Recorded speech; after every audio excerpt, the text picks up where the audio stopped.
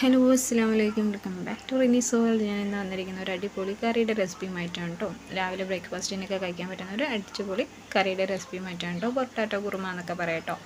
അപ്പം അതിൻ്റെ റെസിപ്പിയിലേക്ക് നേരെ കിടക്കാം.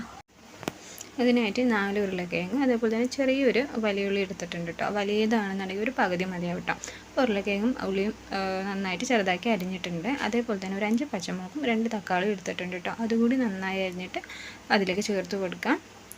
പിന്നെ കറിവേപ്പിലയും കടുകും നമ്മൾ തുമ്മിക്കുന്ന സമയത്ത് മതി കേട്ടോ. അതാണ് ഞാൻ എടുത്ത് വെച്ചിട്ടുള്ളത്. അപ്പോൾ ഇത് കൂടി നന്നായിട്ടിട്ടിട്ട് അതിലേക്ക് ലേശം ഉപ്പും അതേപോലെ തന്നെ കുരുമുളക് പച്ചക്കുരുമുളക് പൊടിച്ചതാണ് ഞാൻ ചേർക്കുന്നത്.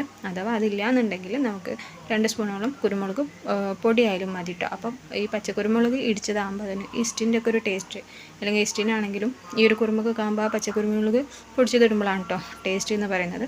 അപ്പോൾ അതും കൂടി ഒഴിച്ചതിന് ശേഷം കുറച്ച് വെള്ളം ഒഴിച്ചിട്ട് ഞാൻ ഒരു 4-5 വിസിലോളം നന്നായിട്ട് ആ പൊട്ടാറ്റോ നന്നായിട്ട് വേവണം കേട്ടോ. അപ്പോൾ ഞാനൊരു 4 വിസിലോളം വരുത്തുന്നുണ്ട്.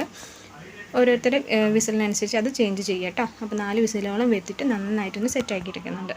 നന്നായി വെന്തതിന് ശേഷം ഒരു പകുതി തേങ്ങ അരച്ചത് കൂടി ചേർത്തിട്ട് ജസ്റ്റ് ഒന്ന് ചൂടാക്കിയെടുക്കുക കേട്ടോ. ഒരുപാടൊന്നും ചൂടാവേണ്ട, ജസ്റ്റ് ഒന്ന് ചൂടാക്കിയെടുത്താൽ നമ്മൾ പൊട്ടാറ്റോ കുറുമ ഇവിടെ റെഡിയാണ്. അതിലേക്ക് പിന്നീട് കുറച്ച് കറിവേപ്പിലയും അതേപോലെ തന്നെ കടുക് ഇട്ടിട്ട് തോന്നിച്ചിട്ട് നല്ല അടിപൊളി ടേസ്റ്റുള്ള ഒരു കറിയാണ് കേട്ടോ.